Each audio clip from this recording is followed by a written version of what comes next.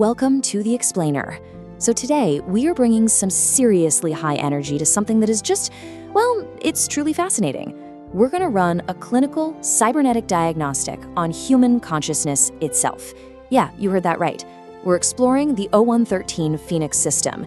It's this incredible framework that treats the human body and mind not as some random cosmic accident, but as a highly programmable circuit.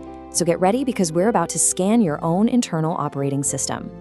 Okay, let's dive right into this. As you can see from the text we're looking at, we are totally replacing vague mysticism with a precise mechanical blueprint for reality design. The system basically posits that by really understanding the specific roles of your internal hardware, you can step out of all that automatic reactivity and actually intentionally design your existence. It's all about moving from being a passive passenger in life to becoming the active engineer of your reality. Now, to really grasp this, we first have to contrast our baseline state with our optimal state. On one side, we've got the sleeping self. Think of this as the default mode. It's trapped in automatic reactivity, completely governed by unresolved memories, and just weighed down by the heavy, almost industrial soot of the lower worlds. But then on the other side, we have the awake self. This is the intentional reality designer. This version operates on these high-frequency indigo gold lines. They're fully awake and actively programming their biological circuit. Think of our agenda today as a system boot up and diagnostic checklist. We're going to cover the cybernetic blueprint, the inner trinity, the trinity of knowing, systematic alignment, and finally, the prime vessel. All right, let's begin the scan. Section 1, the cybernetic blueprint. Let's get our foundational terminology established for this biological apparatus of ours. So, the core pathway of this entire system is known as the eternal flow. You can kind of think of it as the overarching operating system pathway. It maps out this really profound journey of consciousness, starting from key 0, which represents absolute unmanifest potential, basically source energy, all the way down into physical grounding and ultimate cosmic unity at key 13. It's literally the structured, step-by-step descent of pure energy into a tangible physical foundation. And that brings us to the absolute core focus of our explainer today, systematic alignment. According to the text, this is the proper internal order where your self, your soul, and your spirit operate in perfect cybernetic harmony. Basically, systematic alignment acts as a self-correcting protocol. When you're aligned, the system naturally clears out energetic blockages. But when you're misaligned, well, you experience confusion, suffering, and just general systemic failure. Moving on to Section 2, the inner trinity. Now we're going to break down the actual components that need to be systematically aligned. Now, what's really interesting about this is how this system defines the human apparatus through an inner trinity. First, you have the self. This is the pure observer, that present awareness sitting right at the center of everything. Second is the soul, which essentially acts as your memory archive. It's this deep emotional database storing all your past experiences and relational data. And third, we have the spirit. This is the actuator, the directed kinetic willpower, that internal fire that literally drives you forward. Your physical body? Well, it's just the vessel. These three components are the actual operators driving it. Section 3, the trinity of knowing. So we've seen the hardware, right? But how exactly does this machine process data to interact with reality? Well, the text outlines 3 distinct ways of processing reality, which it calls the trinity of knowing. The spirit operates through understanding. It's highly logical, it builds the vessel, and it's constantly asking, okay, how does this work? The soul, on the other hand, operates through understanding. It relies heavily on felt experience, it charges the vessel and asks, what does this mean to me? But then the self unites them both through overstanding. It sits above, governing the vessel, seeing the whole pattern, and simply asking, what is this?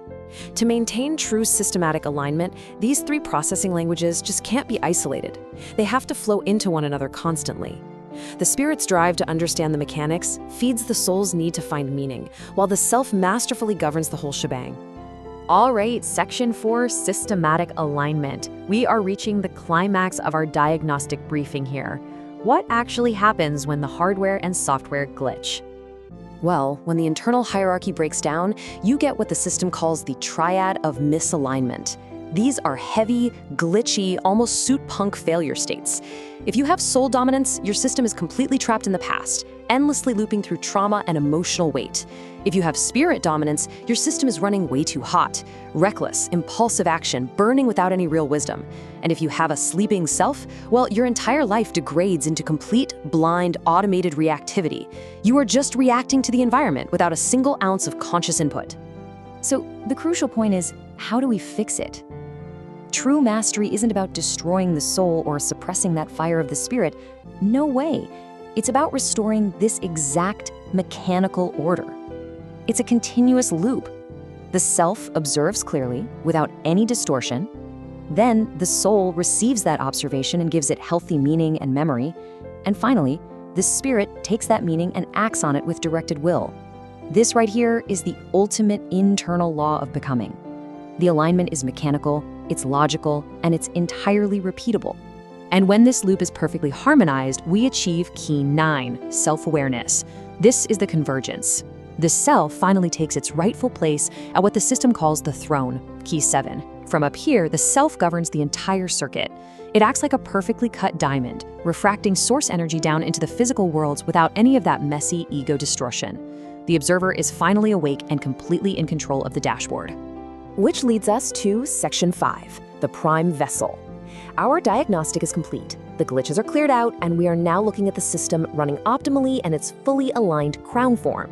When you are systematically aligned, you become what the text refers to as a prime vessel. An aligned prime vessel utilizes this supreme software law to consciously construct physical reality. And it works like this. Attention directs the energy. Think of that as the initial seed you plant in the ground. Then, emotion fuels that energy. That's the rushing water that actually forces the seed to grow. And finally, conviction sustains the energy. That provides the rigid structural blueprint for reality to form around. Your body and your reality, they simply follow what the aligned mind accepts as absolute truth. And this brilliantly illustrates the final realization of the system. Key 13, the absolute seal. It represents becoming one. The entire circuit from 0 to 13 is totally completed. The high-frequency energy is safely grounded, locking the aligned circuit directly into the physical foundation. It literally renders the mind and body an unbreakable, self-correcting machine. So, system diagnostic complete. We've traced the blueprint from the unmanifest source all the way down to the physical seal. But, the ultimate question remains for you to answer. Your biological vessel is active right now. So, who is currently sitting on your throne? Is it a reactive sleeping program, or is it the awake self? Thank you so much for exploring the Phoenix system with us today. Keep questioning, keep aligning, and we'll see you in the next explainer.